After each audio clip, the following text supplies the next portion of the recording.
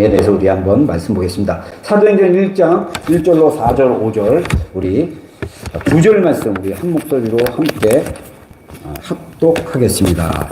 시작. 사도와 함께 모이사 그들에게 분부하여 이르시되 예루살렘을 떠나지 말고 내게 들은 바 아버지께서 쓰는 것을 기다리라. 요한은 물과 세도를 받았으나 너희는 몇 날이 못되어 성령으로 세례를 받으리라 하셨느니라. 아멘. 아멘 하십니다. 아멘. 자, 우리 어제가 우리 교회 이제 묵상 그 턴이 누가복음 끝내고 바로 사도행전 1장 1절로 13절까지인가가 이렇게 같이 묵상을 했습니다. 그 9절 중에 하나인데 이 의사 누가는 유대인이 아니었습니다. 헬라인이었습니다. 그래서 우리가 가지고 있는 복음서에 마태복음, 마가복음, 누가복음, 요한복음이 있어요. 근데 마태, 마가, 요한은 유대인이었어요. 그리고 12사도 안에 들어갔던 사람은 마태와 요한입니다. 마가는 우리가 이제 전승에 의하면 또 기록에 의하면 성경에는 안 나와 있지만 마가는 베드로의 조카라고 얘기합니다. 그래서 근데 누가는 사도 바울과 함께 선교를 같이 갔던 선교 팀원 중에 한 명이었어요. 근데 의사였어요. 성경의 의사라고 나옵니다. 그래서 누가복음을 원래는 개인 서신으로 데오빌로라는 로마의 총독 중에 한 명인 그 사람에게 편지를 쓴 걸로 이렇게 나옵니다. 그래서 우리가 사도행전 1장에도 내가 데오빌로 각하여 내가 이전에 썼던 글에 관하여 이러면서 누가복음을 언급하고 있는 거예요. 그러면서 이어서 누가복음 24장 마지막에 예수님께서 동일하게 뒷부분에 내 아버지께서 약속하신 것이 오기까지 너희는 와서 내 아버지께로부터 약속한 것으로 와서 위로부터 능력을 입을 때까지 너희는 여기서 머물어라. 그리고 승천하셨다고 얘기를 24장에 마무리를 줘요. 그리고 1장에 와서 그 마지막 예수님이 하신 말씀, 제자들에게 하신 마지막 명령이라고 할 수 있습니다. 그거는 이제 마태복음 28장에서는 너희는 가서 모든 족속으로 제자를 삼아. 이렇게 이제 마태는 선교적 미션을 주는 걸로 지상 위임 대명령으로 마태는 결론을 내렸지만 누가는 이 교회가 새롭게 생기는 그 역사적인 기록을 정확하게 기록하기 위해서 예수님의 마지막 명령을 누가복음에서는 뭐라고 얘기하냐면 내 아버지께서 약속하신 것이 이제 오기까지 너희가 위로부터 능력을 입을까지 여기서 머물러라 이런 얘기를 합니다. 그리고 누가복음 24장의 결론 부분을 사도행전에 이어서 내가 전에 썼던 누가복음 그것에 이어서 그 뒷부분을 기억나게 하면서 쓰는 게 사도행전입니다. 사도행전은 신약 성경에 있어서 27권 중에 교회사를 얘기하는 역사서라고 이야기를 합니다. 그래서 우리가 성경이 책이잖아요. 그거를 문학별로 또는 이렇게 우리가 문학적으로 장르별로 이렇게 합니다. 그래서 사복음서, 그 다음에 역사서, 그 다음에 서신은 교회들에게 또는 개인들에게 편지를 보낸 서신. 그래서 우리가 이렇게 성경을 이야기합니다. 근데 누가가 분명히 바울이나 또는 누가와 같이 있었던 바나바도 나중에 사도라고 부르지만 12사도 중에는 들어가지 않았어요. 분명한 것은 우리가 이제 약간 우리가 성경이라는 게 갑자기 신령하게 하늘에서 뚝 떨어진 게 아니라 이게 사람들이 쓴 글을 모아서 성령의 감동을 받아서 이거 굉장히 중요합니다. 우리가 성경을 볼 때 성령의 감동을 받아 쓴 사람들이 모아진 책이 성경이라고 이야기하는 것입니다. 근데 이 성경 안에는 하나님의 영이신 성령님의 감동이 있기 때문에 이 성경을 썼던 이 저자들은 정말 하나님이 주신 마음으로 하나님에 대해서 자기 주변에 일어나는 하나님의 일, 하나님이 어떻게 나타나셨는지, 그리고 그 삶 속에서 어떤 사건들이 일어났는지를 기록하고 또 예언들을 기록하고 또 시편으로 잠언으로 계속 모아진 게 우리가 읽는 성경인 거예요. 근데 누가는 우리가 요한복음에도 그 얘기를 하고 있지만 한편의 복음서로 예수님께서 행하신 일은 다 적을 수가 없어요. 그래서 마태, 마가, 누가는 공동적인 이야기가 흐름이 있어요. 그래서 공간복음이라고 합니다. 근데 사도 요한은 또 다르게 순서나 이런 것들을 좀 다르게 기록한 게 요한복음이죠. 아무튼 누가가 이것을 기록하면서 예수님이 마지막으로 말씀하신 그 말씀에 대해서 내 아버지께서 약속하신 것을 기다리라는 것을 강조하는 것을 보습니다. 그래서 우리가 모든 주석집이 다 얘기해요. 동의하는 게 뭐냐면 성령님이다. 하나님 아버지께서 약속하신 것은 뭐냐? 바로 성령님이다. 그래서 오늘 본문 5절에 세례 요한, 침례 요한은 물론 너희에게 침례를 베풀었으나 너희는 몇 날이 못 되어 성령으로 세례를 받으리라. 이렇게 이야기합니다. 물로 들어가신 예수님, 제자들도 다 침례를 받았어요. 물로 들어갔습니다. 들어가고 나오면 우리가 몸이 젖습니까? 안 젖습니까? 젖죠.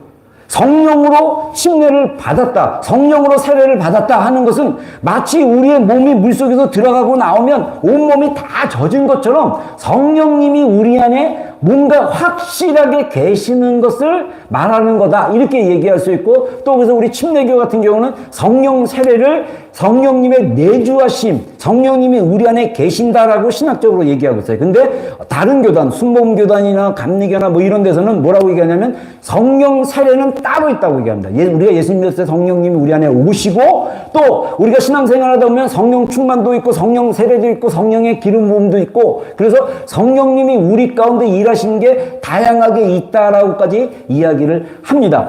중요한 것은 예수님께서 제자들에게, 우리 성도들에게 말씀하시는 것이 성령님이 하나님 아버지께서 약속하신 것이라는 것을 기억하는 게 중요합니다. 교회 안에는 여러 절기가 있어요. 우리가 중요한 절기 중에 하나는 뭐냐면 우리가 고난주간, 사순절, 40일 동안 예수님이 십자가에 부활하시기 전부터 해서 40일을 역으로 계산해서 사순절이라는 절기가 교회부터 이렇게 좀 있었습니다. 교회가 이제 이렇게 조직화되면서, 그리고 나서 이제 그 안에 고난주간, 부활절, 그리고 이제 또 뭐가 있죠? 그 다음에 추수감사절. 이 추수감사절은 미국에서 우리가 이제 우리 선교사들과 미국에 있는 청교도들이 가서 수학을 걷고 만든 것입니다. 그래서 우리 한국도 추석이라는 좋은 기념이 있기 때문에 이거는 교회 절기이지만 성경에서 나오는 절기는 아니죠. 그러나 교회가 이렇게 사순절도 그렇지만 교회가 우리가 예수님의 삶의 스토리, 삶의 어떤 역사들을 가지고 우리가 절기로 만든 거를 교회 절기라고도 얘기하고, 그 다음에 또 이제 우리가 이렇게 교회 그 문화에 맞게 절기들이 있는 것이 교회 절기라고도 이야기합니다. 그리고 이제 성탄절이 있고, 그리고 고전에 성탄절 전에 우리가 10월, 9월 달 되면 음력으로 이제 한 9월 정도 되는데 그때가 초막절기라고 있습니다. 근데 우리가 이거는 교회 절기로 지키진 않죠. 근데 우리가 재림에 관련된 절기는 또 초막절과 관련돼 있다라고 얘기하는 경우가 꽤 많습니다. 그리고 이제 우리가 성탄절, 그리고 우리 이제 교회 성부영신 예배 드리고 새해 예배 드리고 막 이런 식으로 우리가 순서를 갖고 있는데, 돌아오는 주일이 우리가 성령 강림 주일입니다. 우리 예전에는 막 10일 기도회도 하고 막 그랬는데 성령 강림 주일이 굉장히 저는 중요하다고 생각합니다. 부활절 이후로. 왜냐? 제자들이 이 성령님이 계시해 주지 이 전까지는 예수님의 부활을 믿는 것이 굉장히 어려웠어요. 자, 우리가 성령님이 어떤 분이시냐? 새 언약 시대에 오신 성령님이라는 것을 기억을 해야 됩니다. 우리 본문 예레미야 31장 우리 31절로 33절까지 한번 읽겠습니다. 시작. 여호와의 말씀이니라. 보라, 날이 이르니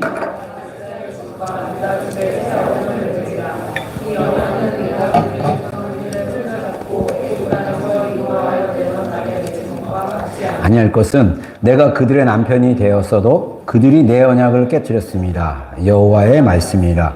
그러나 그날 후에 내가 이스라엘 집과 맺은 언약은 이러하니 곧 내가 나의 법을 그 애들 속에 두며 그들의 마음에 기록하여 나는 그들의 하나님이 되고 그들은 내 백성이 될 것이다. 여호와의 말씀이니라. 아멘. 아멘.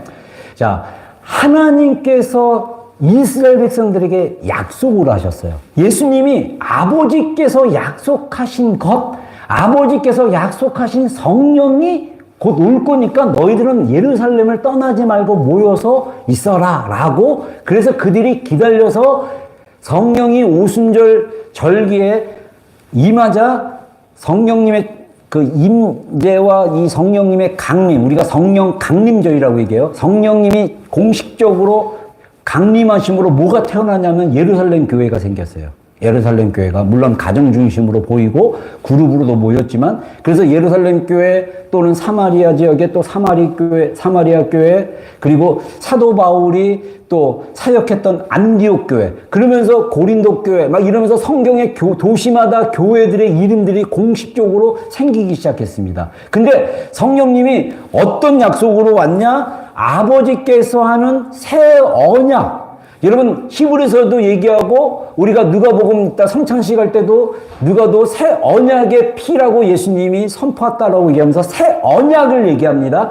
새 언약과 옛 언약은 다릅니다. 32절에 보면 새 언약을 31절에 새 언약을 맺을 것인데 이 언약은 내가 그들의 조상들의 손을 잡고 애굽 땅에서 인도해 냈던 날에 맺은 것과 같지 아니할 것이다. 자, 애굽 땅에서 이스라엘 백성들이 400년 동안 노예 생활하다가 나왔을 때 하나님께서 출애굽기 19장에 보면 모세를 시내산에 불러서 돌판을 주십니다. 십계명 돌판을 주십니다. 그리고 그 돌판을 가지고 내려와서 이스라엘 백성들과 언약을 맺게 해요.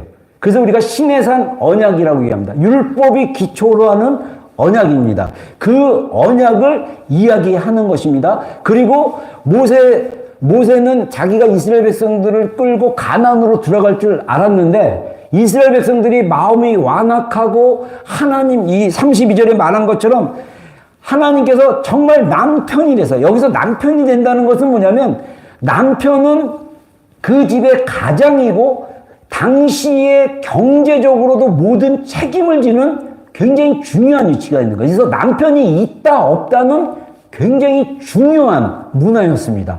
그래서 남편 없는 과부들을 이미 초대교회에서도 과부들을 도와주고 고아를 도와줘라.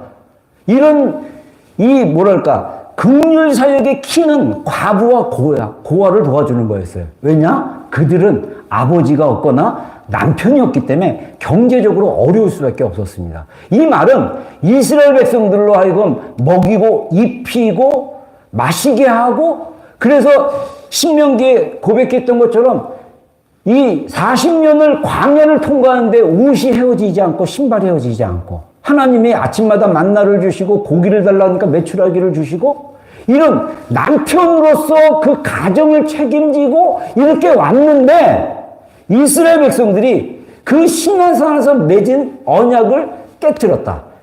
근데 이 언약에 나중에 우리가 신명기에 가면요, 이 신명기 27장에 가면 모세가 이제 40년 광야를 통과하고 죽기 직전에 하나님이 너는 가나안에 못 들어간다 이렇게 해서 모세가 죽기 전에 이스라엘 백성들을 다 모아요. 그래서 27장을 자세히 보면요, 율법의 말씀, 이 시내산에서 언약했던 그 언약의 말씀을 다시 리마인드 시켜줘요. 그러면서 이스라엘 백성들을 두 개의 산으로 나눕니다. 그림신산, 그 다음에 에발산. 거기에 제가 지금 기억을 못합니다. 여러 지파들을 딱 서 있으라고 그러고. 이쪽 지파에는 이렇게 서요. 에발산은 저주를 상징하고, 그림신산은 축복을 상징합니다. 그래서 그들에게 딱 십계명의 요약본을 쭉 얘기하면서 마지막에 뭐라고 외치냐면요, 26절에 이 율법의 말씀을 실행하지 아니한 자는 저주를 받을 것이라 할 것이요 모든 백성은 아멘 할지어다. 그들이 아멘 동의를 했어요. 그래서 율법에는 뭐가 걸렸냐면 저주가 걸렸어요. 그래서 갈라디아에서 예수 그리스도께서 율법에 나무에 달린다는 다 저주를 받을 것이라 했는데 예수 그리스도께서 저주를 대신 받으셨다. 여러분, 이게 새 언약의 컨셉과 옛 언약 율법의 컨셉을 완전히 우리가 바꿔놓지 않으면요, 우리의 신앙생활은 자꾸 그 광야에서 헤맸던 이스라엘 백성들처럼 사는 거예요. 가나안 들어가도 좋다고. 가나안에 들어가도 소용이 없어요. 예레미야는 가나안에 들어와서 이미 오랜 시간을 지냈던 이스라엘 백성들에게 계속 하나님의 말씀으로 울면서, 눈물의 선지자 예레미야 계속 울면서 하나님께 돌아와라 돌아오는데 안 돌아와. 그래서 이 예레미야 31장 앞부분에 이스라엘 백성들이 우상에게 마음을 뺏겨가지고 이는요 하나님께 예배도 드렸어요. 그리고 아세라상, 태양산, 바알 이 신들에게 똑같이 숭배를 했어요. 오늘날 많은 크리스찬들이 돈에 묶이고 많은 크리스찬들이 어떤 중독에 빠지고 많은 크리스찬들이 그 하나님이 아닌 하나님의 자리에 우상의 자리에 세워놓고 여전히 자기는 하나님을 잘 믿고 있다고 생각하면서 착각하는 크리스찬들도 꽤 많아요. 여러분 지금 이스라엘 백성이 이미 가나안 땅에 들어서 살지만 그들이 제대로 하나님의 말씀대로 살아본 사람들이 극히 소수에 있습니다. 그래서 이사야가 남는 자들이라는 용어를 그때부터 쓰기 시작합니다. 남는 자들에게. 이게 이제 요한계시록에는 이기는 자들로 표현이 돼요. 근데 이게 극소수라고 얘기를 합니다. 그러나 여러분 지금 시대는요. 성령님께서 오셨어요. 새 언약은 완전히 달라요. 새 언약은 하나님의 말씀이 우리 안에 가슴에 새겨놓는다고 해요. 내가 이제 나의 율법을 너희 마음속에 기록하겠다. 나의 법을 그들의 마음속에 새 언약에 들어가는 사람들 마음속에 내 법을 내 말씀을 누겠다. 그래서 그들의 마음에 기록됨으로 그들이 나는 그들의 하나님이 되고 그들은 내 백성이 될 것이다. 이제 하나님과 나와의 관계가 확실해지는 거예요. 왜? 말씀이 내 안에 있으니까.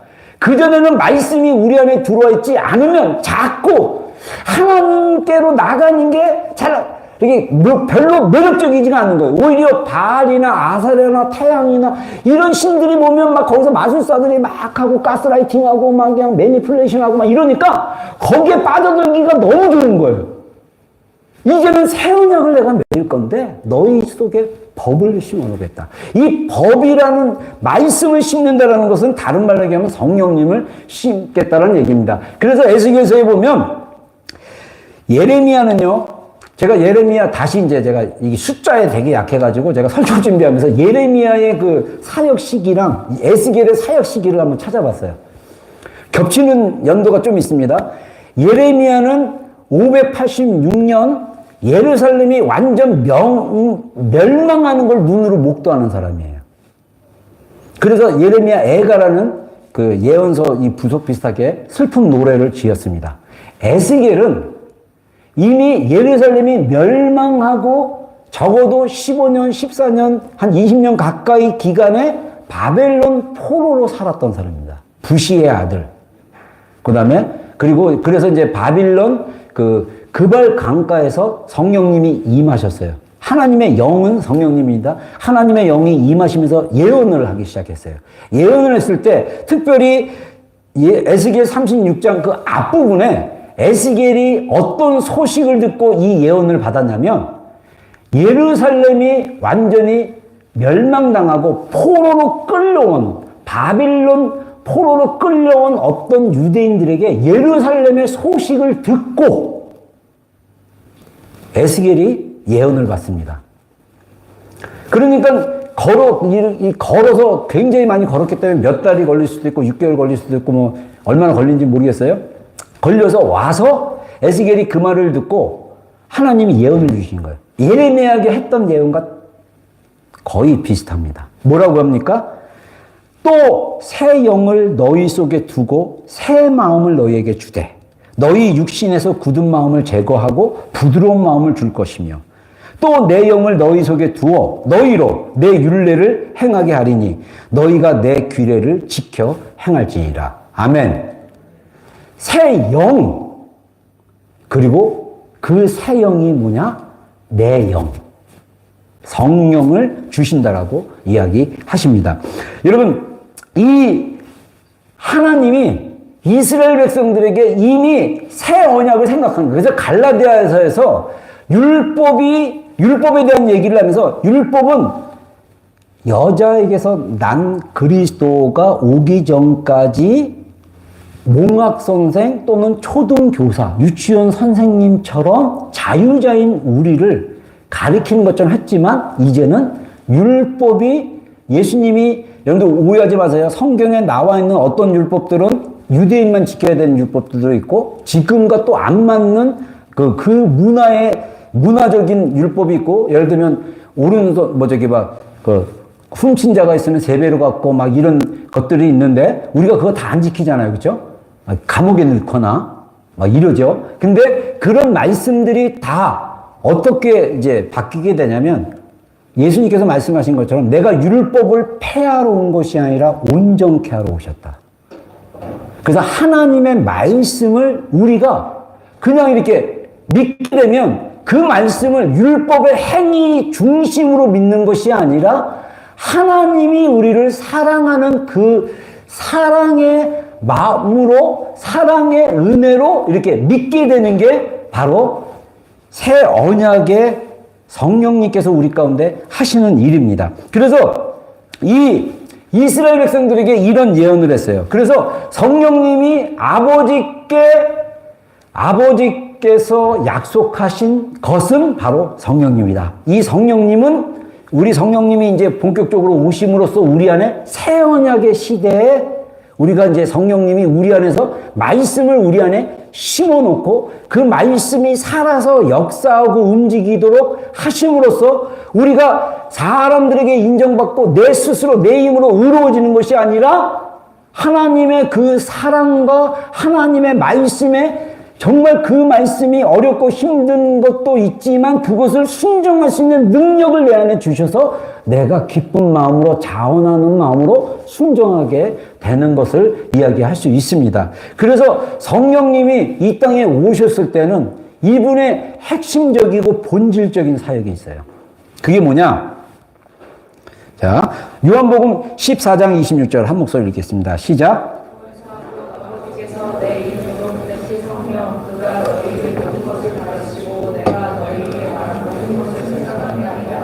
네.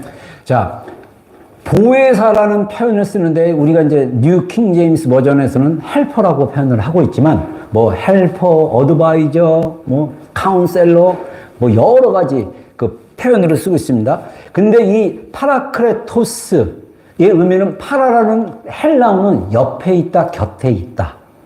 그리고 크레토스는 그때 당시 로마 군인 중에 뭐 이렇게 장교가 있는데 뭐 저도 옛날 청년 때 들었던 그 이야기인데 그 목사님, 청년부 목사님이 로마가 해전에 육군도 강하지만 해군으로 있었잖아요. 그래서 옛날 배는 막 노를 젓잖아요. 그 노예 밑에 배에서 노예들이 막 노 젓고 있으면 노를 젓 때 막 채찍도 때리지만은 저기 파라크레토스라는 장교가 있대요. 그 장교가 북을 치면서 힘내!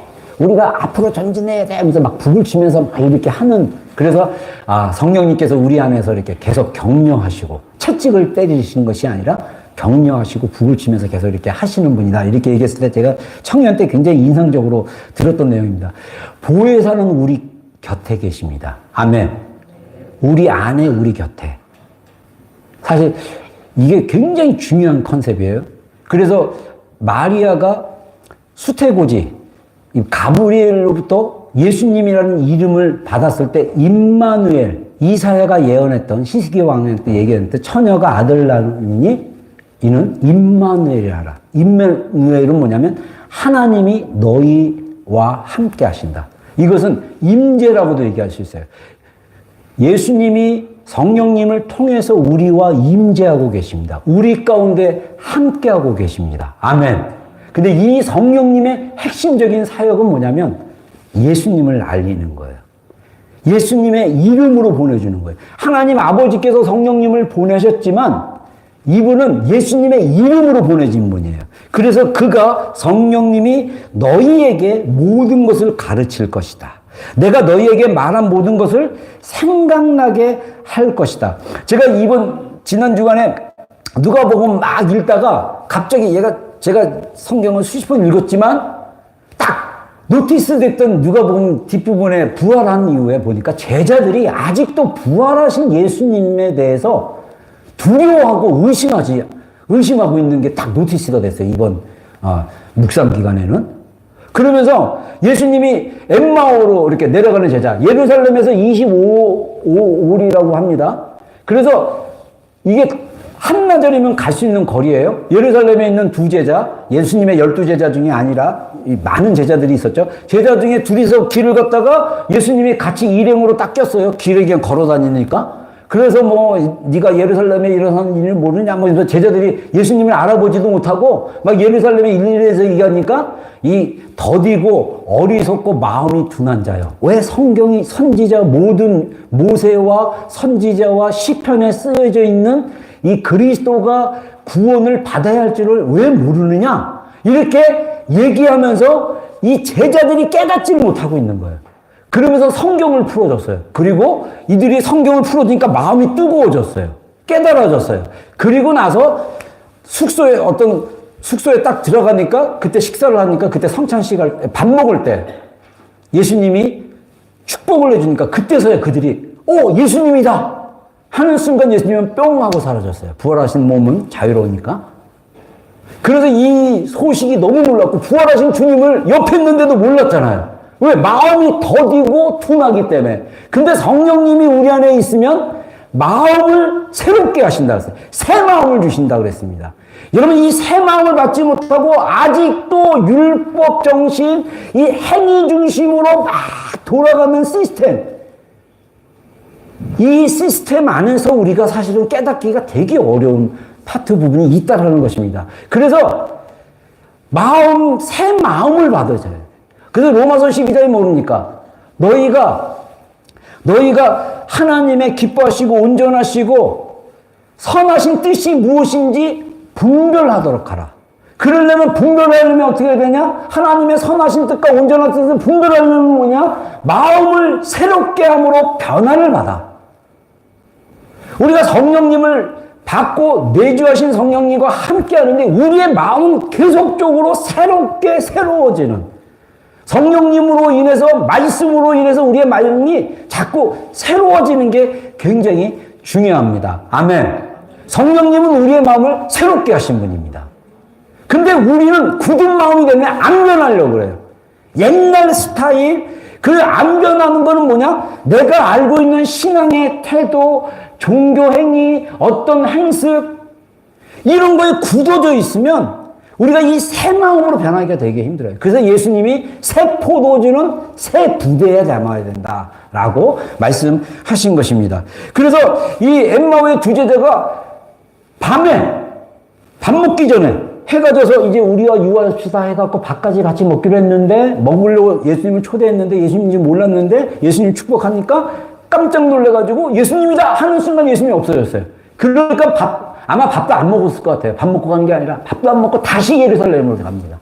예루살렘 24장 뒷부분에 예루살렘에 쭉 가다 보면 제자들이 또 모여 있었어요. 11제자들이. 모여가지고 막 아직도 부활에 대해서 의심하고 막 있는데 엠마오에 이 두 사람이 가가지고 우리가 길에서 이렇게 만나서 이렇게 했습니다. 그 얘기를 할 때에 예수님이 딱 등장하세요. 등장하시면서 뭐라고 얘기하냐면 24장 31절에 어찌하여 두려워하며 어찌하여 마음에 의심이 일어나느냐.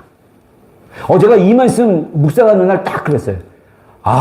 우리 안에 의심들은 다 두려움 때문에 올 수 있겠다. 여러분 이 두려움은요, 에덴 동산에서 하나님이 동산에 있는 모든 나무의 실과는 먹되 선악과만 먹지 말라고 딱 그랬어요. 근데 뱀이 하와를 유혹하고 이거 먹어도 너 하나님과 같이 되니까 괜찮아. 이 미혹에 빠져가지고 그걸 먹자. 하나님에 대한 의심이 들어왔습니다. 그리고 그들이 하나님의 음성을 두려워했습니다. 여러분 하나님을 두려워하지 말기를 주의 이름으로 축원합니다. 우리 안에 하나님에 대한 두려움이 왔다라는 것은 뭔가 미혹이 있거나 틈을 타거나 우리의 신앙에 내 안에 뭔가 하나님에 대한 의심이 있을 수 있다. 어찌하여 두려워하며 어찌하여 마음에 의심이 일어나느냐. 여기에 제가 딱 그날 말씀 묵상하는데 딱 꽂혔어요. 내 안에 일어나는 의심은 깊은 곳에 나는 인식하지 못하지만 뭔가 두려움이 있구나. 이 두려움을 하나님 안에서 해결하지 못하면 계속 내 안에 의심이 일어나겠구나. 아까도 얘기했지만 제자들이 부활하신 예수님이 오셨는데 여기 보면요. 24장에 보면 영이다, 귀신이다 해갖고 무서워했어요. 그러니까 예수님이 야, 너희 먹을 거 있냐? 생선, 구운 생선 한 조각 있어. 그걸 보는 앞에서 증명을 해주시는 거예요. 내가 이거 먹겠다. 나 귀신 아니다. 제자들이 3년 동안 그렇게 예수님 진짜 훈련받고 제자 훈련받고 해도 그들 안에 예수님에 대한 복음, 인자가 세상 죄를 지고 가서 그 죄를 담당하기 위해서 메시아가 죽어야 되고 십자가에 달려야 되고 이거를 마가복음에는요 비로소 말씀하셨는데 그들이 깨닫지를 못하더라. 마가복음에 2번인가 3번 제자들에게 왜 예수님이 사람의 몸으로 오셔가지고 십자가에 죽으셨는지를 설명했는데 제자들은 여전히 깨닫지 못한다라고 표현할 정도로 하고 있습니다.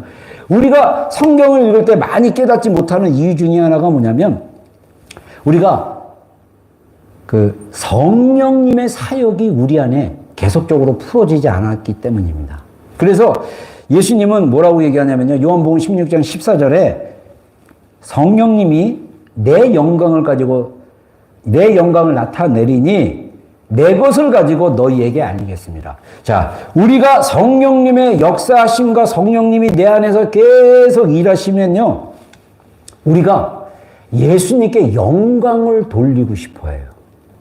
우리가 여러분들 교회 안에서도 예수님이나 하나님께 초점을 맞춰서 예수님을 더 알고 싶고 예수님께 영광을 돌리고 아까 우리 찬양의 가사처럼 정말 그 보좌에 앉으신 분, 거룩하신 분. 여러분, 이런 찬양, 경배와 찬양, 이런 가사들을 여러분들 불렀을 때 우리 마음이 벅차오르고 우리 마음이 더 예배하고 싶은 마음으로 풀어지는 게 여러분들 이게 진짜 성령님이 찬양 중에 우리 가운데 계속 일하시는 역사 중에 하나입니다. 여러분, 성령님은요, 계속 예수 그리스도의 영광을 드러내려고 합니다. 근데 흔히 말해서 성령 사역을 하거나 성령 은사를 나타나는데 예수님이 드러나는 게 아니라 사람이 드러나고 사람의 그 능력이나 사람의 은사가 초점이 되어지기 시작하면 그것은 하나님이 주셨음에도 불구하고 때로는 마귀가 주는 경우도 있죠. 때로는 주심에도 불구하고 거기서 사람들이 초점을 맞추고 막 이러다 보면 예수님의 영광이 성령의 사역이 이상하게 흘러가는 거예요. 예전에 제가 신학 공부하고 그 다음에 사역하고 그랬을 때도 제 안에 제가 옛날에 기도실에 기도할 때도 성령님은 인격이기보다는 저는 성령님이 계속 능력으로 생각했어요. 은사, 능력으로. 근데 성령님은 예수님께서 우리들에게 알려지고 예수님을 우리가 신뢰하도록 하고 그리고 예수님을 언어하게 하고 예배하게 하고 영광 돌리도록 이분이 우리 가운데 사역하시는 거예요. 그래서 예수님의 핵심 사역은 뭐냐? 성령님의 임재 사역은 뭐냐? 예수 그리스도를 더 깊이 깨닫게 하시는 거예요. 그리고 우리 가운데 예수 그리스도가 함께 하신다라는 것을 인식하고 깨닫고 믿고 이것이 자연스럽게 믿어지면서 더 힘들고 막 어떤 일들이 있을 때 더 주님을 의지하게 하도록 우리를 도우시는 사역이 바로 성령님의 사역이라는 것을 우리가 볼 수 있습니다. 그래서 사도행전 1장 8절에 예수님께서 이런 말씀을 하세요. 승천하시기 전에 오직 성령이 너희에게 임하시면 너희가 권능을 받고 예루살렘과 온 유대와 사마리아와 땅끝까지 이르러 내 증인이 되리라 하시니라. 근데 제가 예전에 막 그때 성령 막 했을 때 능력, 은사를 봤을 때 저는 어떤 걸로만 생각했냐면 성령님의 능력이 막 기적적으로 보여지고 막 그냥 몸에 전기가 오고 막 흔들리고 막 뭔가 막 이래야 정말 능력이다 이렇게 생각했는데 사실 여기서 두나미스는 뭔가를 행할 수 있는 거예요. 예수님의 키는 뭐냐면 너희가 성령이 임하면 너희에게 능력, 권능이 있는데 그 권능은 뭐냐면 예루살렘과 온 유대와 사마리아 땅끝까지 내 증인이 될 수 있도록 능력을 주시는 거예요. 예수님의 증인, 이 증인이라는 또 헬라어 단어에는 영어 단어가 순교자라는 단어가 있어요.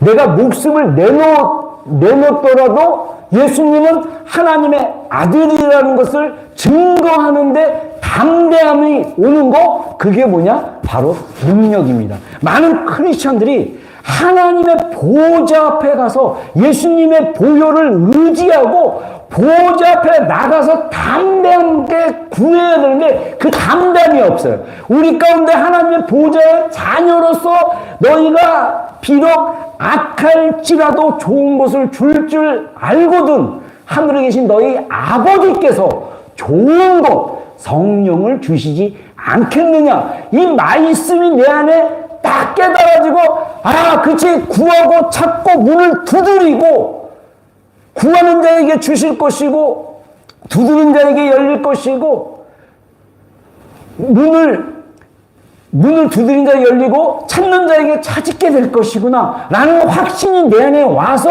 정말 하나님께 담담으로 기도한다면 그건 성령님의 임재 사역인 거예요.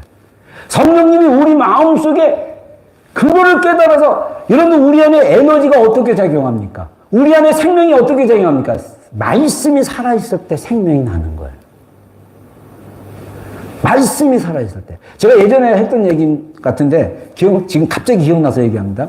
제가 몇 년 전에 우리 어머니 돌아가시기 전에 벌써 거의 한 10년 전인가? 8년 전이에요. 어머니 집에 있는 마포 이제 딱 방문했을 때 우리 어머니가 그러더라고요. 어머님 혼자 계셨는데 야, 네가 목사니까 내가 너무 마음에 눌린 게 있고 괴로운 게 있다. 그러면서 뭐라고 하냐면 위층에 사는 이게 알코올 중독자 분이 있는데 이분이 100만 원 꿔달라고 그래가지고 100만 원을 꽂았는데 이거를 일수식으로 해가지고 10,000원씩 110일을 받기로 했대요. 그럼 110만 원, 이자가 10만 원인 거예요. 그래갖고 한 10만 원까지 받았대요. 10일, 매일 10,000원씩 받기로 해갖고. 그 일수라고 한국식의 어떤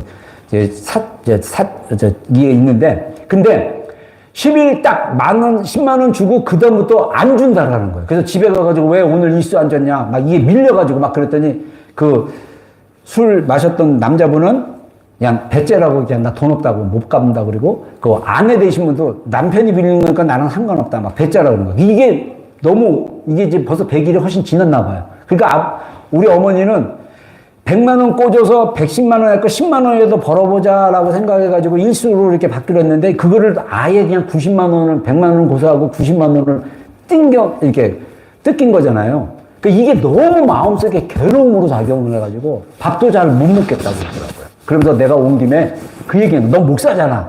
내 생각은 어떠냐? 그래서 내가 딱 그랬어요. 하나님이 이 성령님은 우리에게 지혜를 주십니다. 할렐루야. 제가 논리적으로 따지지 않았어요. 그냥 마음을 딱 받았어요.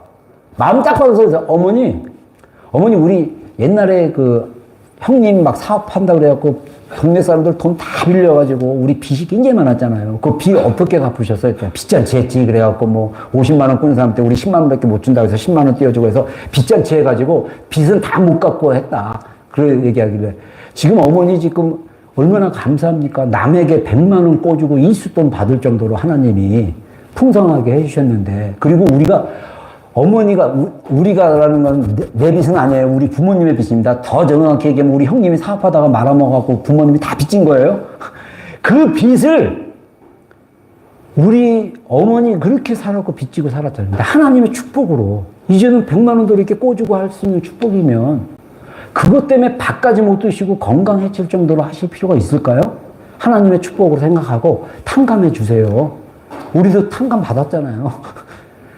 어머니가 그 얘기를 듣자마자 막 깔깔대고 웃더니 맞다. 그러면서 자유로워진 게 느꼈어요. 여러분 성령님의 역사는요. 그 순간 자유케 하십니다. 아멘. 여러분 마귀는요. 묶어요.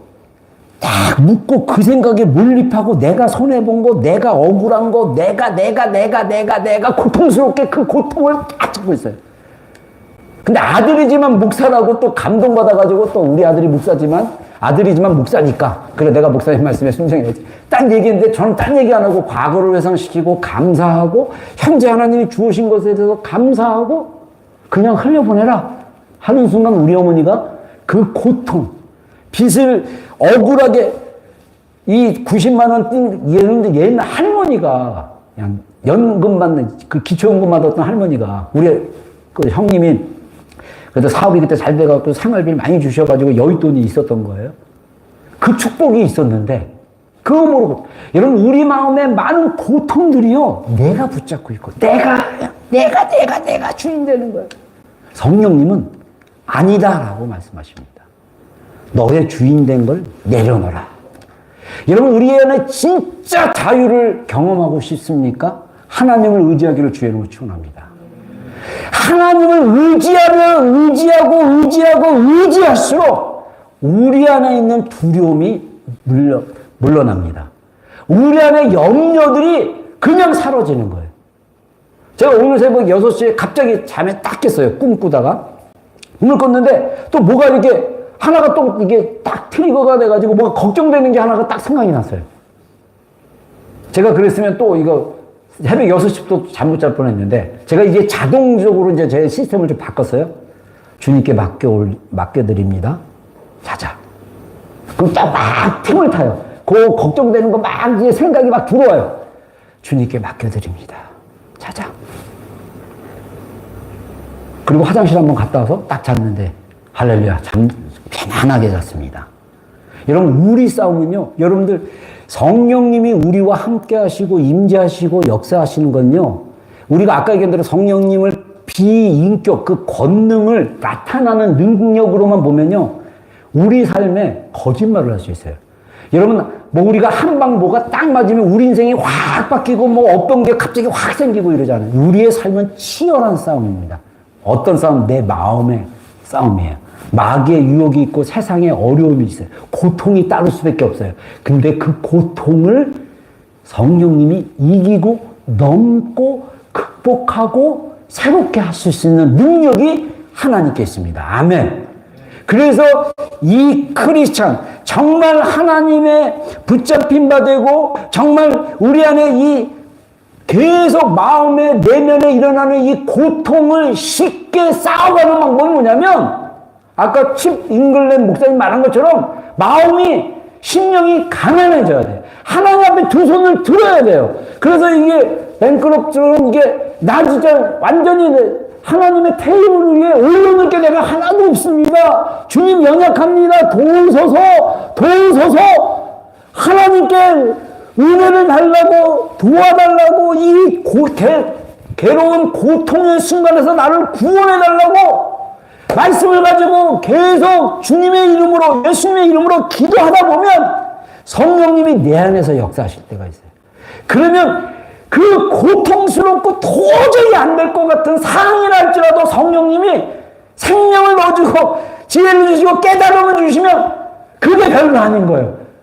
죽을 것 같은데 진짜 일어나기 싫어서, 출근하기 싫어서, 일어나기 싫어서 내일이 오는 게 두려운 그 상황 속에서 주님의 능력이, 성령님의 일하심이 내 안에 풀어지면 주님이 나와 함께 하니까 그 고통에서 일어날 수 있는 거예요.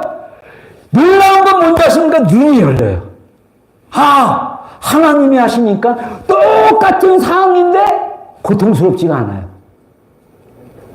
여러분, 주님이 영원히 내가 너와 함께 있을 것이다. 할렐루야. 마태복음 28장에 약속하잖아요. 그 예수님께서 우리 가운데 계속 함께 하시는 것을 깨닫게 해주시고 알게 하시고 기억나게 하시는 분이 누구냐? 바로 성령님이라는 사실입니다. 그래서 성령님의 핵심적이고 본질적인 사역은 뭐냐면 예수 그리스도를 더 깊이 알아가고 예수 그리스도가 우리와 영원히 함께 하시고 우리의 공급자 되시고 우리의 돕는 자 되신 것을 계속 알게 하고 깨닫게 하시는 사역이 성령님의 사역이라는 거예요. 근데 우리가 예수님에 대해서 이 예수님이 어떤 분인지 잘 모르면 우리가 또 이렇게 일반 이방 신처럼 하나님을 생각할 때가 굉장히 많아요. 비이성적이고 말씀 중심적이지 않은.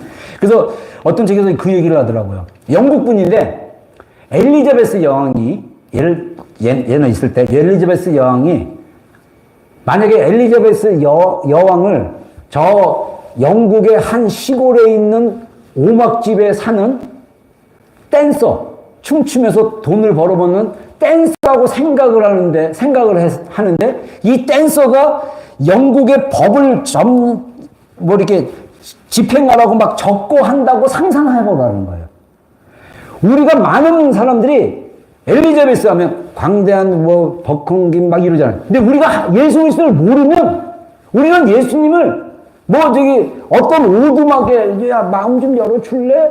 플리즈 마음 좀 열어줄래? 막 이런 명확한 분으로 생각하는데 그게 아니라는 거예요. 우리가 믿는 하나님은 예수님은 거룩하신 분이고 능력 있고 우리가 생각한 것보다 더 크게 역사하시는 하나님. 아멘. 여러분 그리스도를 더 깊이 알아가기를 주의 이름으로 축원합니다. 성령님은 우리로 하여금 그리스도와 깊은 교제 안으로 들어가도록 우리를 이끌어 주시는 분이에요. 성령님의 실제적인 사역은 두려워하지 마, 놀라지 마, 겁내지 마. 주님이 너와 함께 계셔. 여러분 이 복음이 내 안에 분명하게 자리 잡으면요.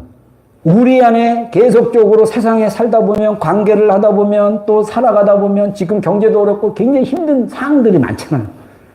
두려움과 염려가 자연스럽게 옵니다. 그것을 우리가 주님 의지하고 주님이 또 능력 되셔서 그것을 극복할 수 있도록 우리를 구원하시는 분이시라는 것입니다. 그래서 마지막으로 이 말씀 보고 우리 좀 기도하는 시간 갖겠습니다. 함께, 또 한 구절이 있네요. 자, 한번 보겠습니다. 자, 미안합니다. 자, 함께 보겠습니다. 요한복음 15장 9절로 10절 다 같이 읽겠습니다. 시작. 아버지께서 나를 사랑하신 것 같이 나도 너희를 사랑하였으니 나의 사랑을 더하라. 내가 아버지께 계명을 지켜 너희를 사랑하는 것 같이 너희도 내 계명을 지키면 내 사랑을 더하라. 아멘. 자, 예수님께서 아버지의 계명이라고 했을 때 요한복음에서는 아버지께서 그 예수님으로 하여금 자기를 내어주고 그 자신을 죽음으로 가라고 말씀하셨다라는 요한복음에 아버지의 계명이 연결된 단어가 있고 이 계명을 제가 찾아보니까 아버지의 계명이 요한복음 9절과 연결돼서 아버지께서 나를 사랑하신 것 같이 나도 너희를 사랑하였으니 나의 사랑 안에 거하라. 예수님의 사랑 안에 거하면 하나님 아버지의 사랑 안에 거하는 거예요. 근데 신명기 6장 4절 5절 이 신명기 6장 4절 5절은 이스라엘 백성들이 지금도 유대인들이 굉장히 중요한 구절로 얘기합니다. 이스라엘아 들으라. 우리 하나님 여호와는 오직 유일하신 하나님이니 너는 마음을 다하고 뜻을 다하고 힘을 다하여 내 하나님 여호와를 사랑하라. 이스라엘 백성들에게 사실 모세가 율법을 지키는 게 행위로 지키는 게 아니라 마음으로 하나님을 사랑하고 힘을 다하고 뜻을 다하고 마음을 다하고 목숨을 다해 사랑하는 마음으로 지키면 그 율법도 사실은 자기의 의의보다는 하나님께 대한 감사가 될 텐데 그들은 마음을 다하고 뜻을 다하고 힘을 다하여 주님을 사랑하는 것에 페일을 했기 때문에 주님이 새 언약으로 하나님의 사랑을 똑같이 보여준 거예요. 그래서 뭐라고 합니까? 하나님이 우리에 대해서 그분의 마음을 다하고 그분의 뜻을 다하고 그분의 목숨을 다하여 우리를 사랑하신 거예요. 내가 아버지의 계명을 지켜 아버지가 우리에게 마음을 다하고 뜻을 다하고 힘을 다해 사랑하라 라고 했어요. 예수님은 이 땅에 사시면서 아버지가 행하는 것까지 더 그 십자가의 고통이 너무 크지만 아버지와 할 수 있다면 이 잔을 내게서 피하게 하소서. 그러나 내 뜻대로 하지 마옵시고 아버지의 뜻대로 하옵소서. 예수님은 아버지의 그 계명, 마음을 다하고 뜻을 다하고 힘을 다하고 아버지를 사랑하는 그 계명을 지켰다라는 거예요. 그러면서 뭐냐? 내 계명, 서로 사랑하라. 여러분, 오늘날 우리 크리스찬들이 많은 영역에서 페일한 영역이 저는 사랑이라고 생각해요. 서로 사랑하는 게 약해요. 그 사랑하는 게 약한 이유가 뭐냐? 하나님의 사랑이 계시되지 않은 거예요. 하나님의 사랑이 내 안에 풀어지지 않으니까 나 자신을 사랑할 줄 모릅니다. 상담학에서 나를 사랑하는 것과 성경에서 말하는 나를 사랑하는 것은 완전히 다릅니다.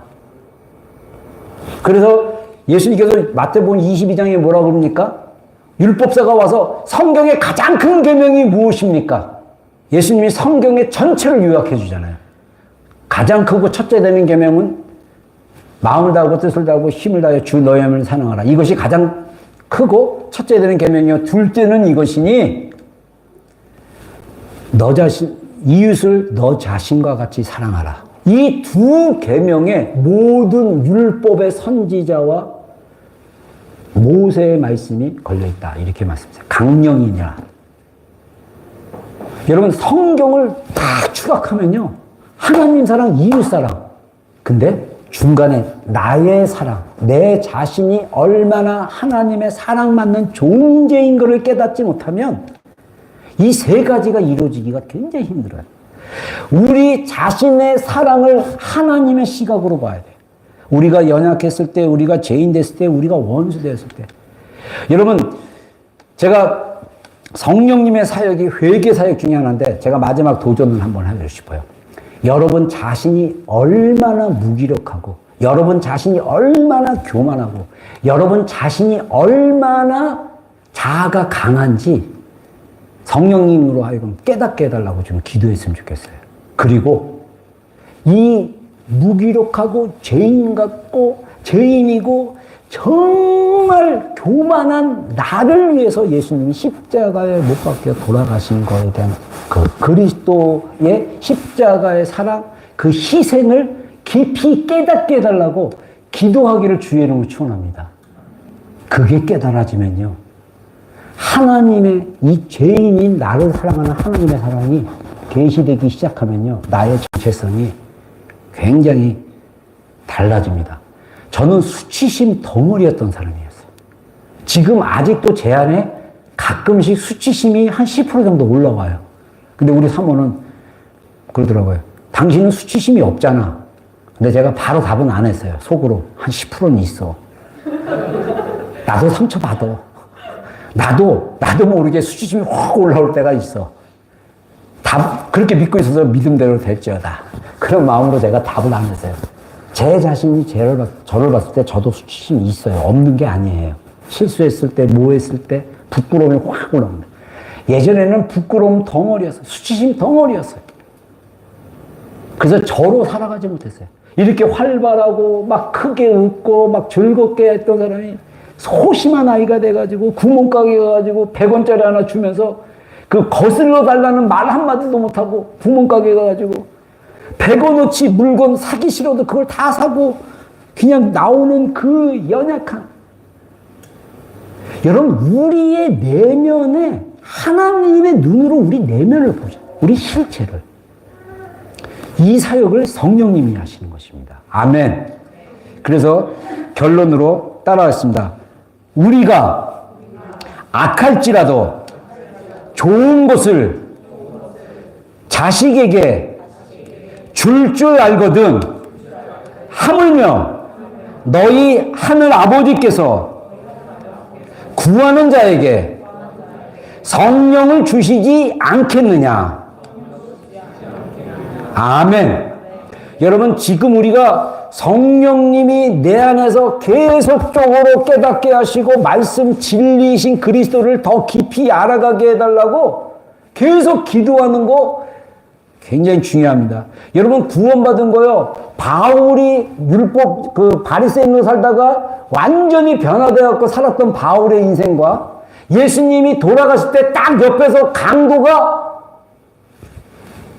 예수님 오늘 저를 구원해 주십시오. 그랬더니 오늘 너는 나와 함께 낙원에 살 거다. 이거랑 똑같은 밸류로 보시면 안 돼요.